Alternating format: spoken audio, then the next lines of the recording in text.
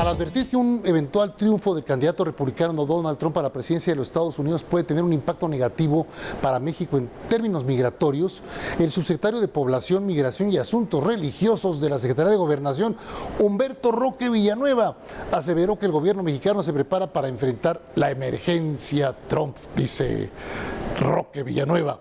Habló sobre el ajuste que se hizo en la Embajada de Estados Unidos, en la Subsecretaría de Relaciones Exteriores y el nombramiento de Carlos Pérez Verdía, que era subsecretario para América del Norte, ahora como coordinador de asesores. Entonces, dice Roque, ahí hay un triángulo de análisis por parte del gobierno para saber cómo enfrentar mejor lo que llamaríamos la emergencia Trump. Roque Villanueva advirtió que el avance del republicano es un tema que preocupa al gobierno de México y que en términos migratorios aumentarán las deportaciones. Ahora, según Roque, no puede por acuerdos internacionales hacerlo el señor Trump, porque ni las remesas ni el Tratado Norteamericano de Libre Comercio pueden ser detenidas. Mucha suerte al señor Roque y su expectativa optimista, porque a México le apoya la ley, dice. Que en un país de leyes relativas, injusticias, violaciones, derechos de piso y torturas, no sé a qué se refiere el señor Roque Villanueva, ni cuáles argumentos esgrima nuestro gobierno para defenderse de las medidas de Trump que afecten a la población de ganar en la silla presidencial de su país, que falta por verlo. Mejor que vean la relación del Speaker of the House, el líder del Congreso, allá el republicano, que es el más alto rango después del presidente de los Estados Unidos, Paul Ryan. Él no está de corazón ni siquiera listo para apoyar al señor Trump. Que como dice el señor Ryan, herederos ellos, los republicanos de Lincoln, de Reagan, entre otros, no se puede de buenas a primeras endosar a un señor como Donald Trump como candidato republicano de unidad a la presidencia de aquel país. Que recuerde Roque que allá vale y pesa mucho el voto del pueblo sobre el Congreso y que el líder del Congreso pone convicciones, intereses muy abajo de los intereses de la nación. Eso es muy importante. Los republicanos, su líder, Paul Ryan, tiene visiones irreconciliables con el señor Trump en creación de empleos, en déficit público, en migración y ni siquiera decir respecto al comercio internacional. Insisto, posiciones irreconciliables entre republicanos y Trump, con todo y la población que apoya al populismo de Trump. Un hombre que ha demostrado ser todo menos republicano, ni mucho menos estar interesado en apoyar los intereses de los ciudadanos.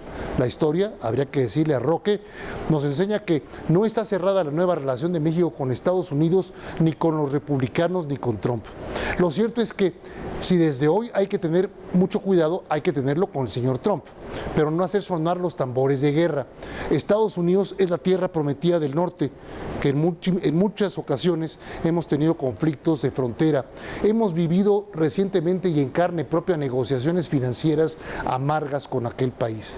Que la experiencia recuerda que es mejor la diplomacia, la negociación, preparar como es de esperar lo esté haciendo ese triángulo estratégico del gobierno del que habla Roque, para ampararnos en cortes internacionales, para que ese triángulo de gobierno cabildee con el Partido Republicano estadounidense y nos recuerde todas las ventajas económicas generadas por el Tratado de Libre Comercio norteamericano en Estados Unidos. Por eso es tan importante estar en muy buena salud con todos los medios de comunicación nacionales e internacionales. Lo mismo que con las cortes de resoluciones internacionales como la ONU, como las de derechos humanos, que desde ahora cabildeen en favor de nuestra estrategia de gobierno y por el beneficio de nuestro muy, muy querido México.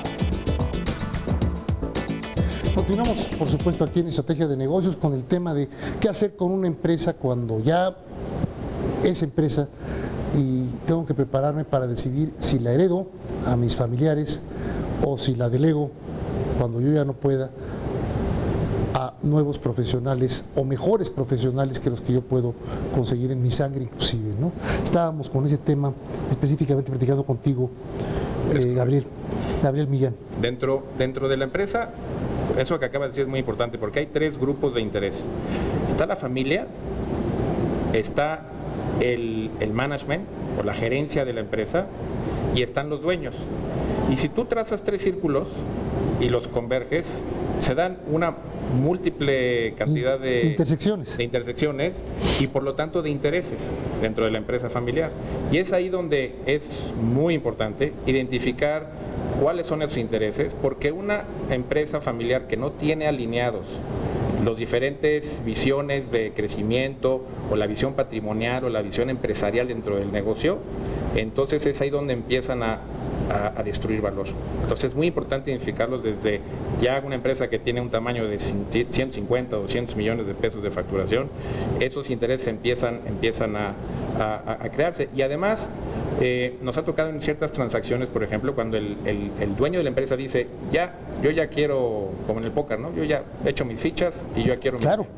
Y se da cuenta que los intereses son muy diversos y tiene dueños o integrantes de la familia que son dueños, que no quieren operar el negocio y lo que quieren es que el negocio parezca a un edificio que da rentas. Pero seguirlo ordeñando, eso sí, ¿no? Y seguirlo ordeñando. Ad infinitum, ¿no? Y está el otro familiar que lo que quiere es seguir operando el negocio porque de ahí vive, de ahí tiene un sueldo y quiere invertir en más maquinaria, quiere invertir en otra planta y entonces se tiene que frenar porque el resto de la familia dice, no, papacito, lo que aquí queremos son rentas y queremos seguir ordeñando la empresa. Entonces, identificar eso en una etapa temprana es muy importante. Sí, me la quiero pasar viajando, no quiero meterme con el negocio, pero que sí me siga dando para poder viajar. Claro. Eso no es tan fácil, ¿no? Porque también el dueño de la empresa tiene que decir, ¿dónde dejo a mi hijito que yo creé con las manos, ¿no? ¿Qué es esta empresa, ¿no? Otro caso, ICA, ¿no? ICA fue es ahorita en esos momentos un caso viviente de cómo un gran ingeniero mexicano construyó la firma mexicana de ingeniería. Gran parte de las presas, de la infraestructura que conocemos hoy en el país, la hizo ICA.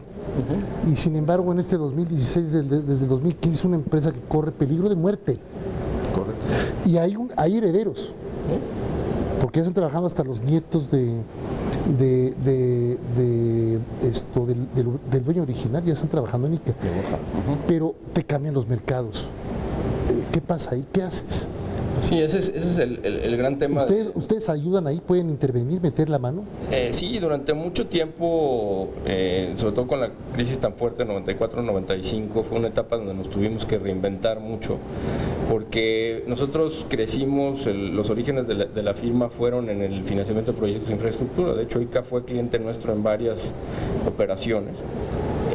Y de repente de la noche a la mañana te pueden mover el tapete en cualquier industria en la que estés. Ese es un ejemplo muy claro, ¿no? Entonces yo creo que también estos temas de estrategia de la empresa son cosas que estamos muy acostumbrados a ver y que son importantísimos, porque si tú te especializas demasiado, pues obviamente corres un riesgo de que después tu mercado no esté ahí cuando te des cuenta, es ¿no? correcto, eso, claro. Entonces, fíjate la diferencia, por ejemplo, de un Cemex que viene de una crisis global brutal, y pero que también se pudo acoplar y que está muy diversificado en términos de mercado. Es un caso raro porque tú hubieras pensado que un ICA se hubiera diversificado más internacionalmente, ¿no? Entonces, ahí es donde siempre hay que estar muy alerta y un buen proceso de planeación estratégica, no nada más en el tema familiar y lo que hablamos de gobierno corporativo, sino estrategia de negocios como tal, así como lo hacen las grandotas, tienen que hacerlo las estrategia pequeñas. De negocios, por eso nos llamamos estrategia de negocios, ¿no? Exactamente. Fíjate, esto que estás diciendo, por ejemplo, en las empresas pequeñas como la de usted, o mediana como la de usted, son temas brutales. Mañana yo puedo tener una empresa pequeña que digo, es muy sólida en mi mercado regional, ¿no? Cuidado, la tecnología, con tecnología nada más te pueden dar en la torre. Un caso grafiquísimo, sector financiero, cuidado el sector bancario. Los bancos en línea están ahorita penetrando como un hervidero y no traen costos de infraestructura, costos de operación como los que puede traer un banco en línea, ¿no? Bancaol es un banco que es muy criticado por el sector financiero, yo lo veo con mucho detenimiento a ver qué va a pasar con ellos. Sí. Cubo Financiero. Sí, Efraín, ahí por ejemplo, nosotros hemos estado en contacto en el sector financiero mucho en el tema de microcrédito, que es algo muy necesario para el desarrollo del país y que hay varios jugadores ahí, pero nos llama la atención de manera muy importante que hay varias empresas que están dando créditos pequeños, estoy hablando de créditos de 2,000 a 5,000 pesos, en donde se olvidan de la cobranza. Crean un algoritmo con un modelo y dicen, oye, esto yo ya voy a calcular que un 10% de lo que tengo no lo voy a recuperar y me sale más caro salirlo a cobrar que tenerlo, ¿no? Entonces, yo lo que creo es que hay oportunidades muy importantes para las empresas pequeñas y medianas. Yo llevo varios años de mentor de Endeavor, que es Endeavor es una aceleradora. Es una aceleradora donde importantísima, mundial, las puertas a empresas con buenas ideas. Y la verdad las cosas es que cuando nosotros trabajamos con una empresa multinacional que quiere venir a México a asociarse con alguien, a traer su modelo, quiere trabajar con alguien local y valora muchísimo ese componente local. Entonces también una alternativa, que a lo mejor no es tan glamorosa como que es tu propia marca que está ahí, es asociarte o hacer algún tipo de acuerdo con un extranjero que trae la tecnología, que trae el know-how, para poder explotar ese mercado que conocen también muchos empresarios mexicanos.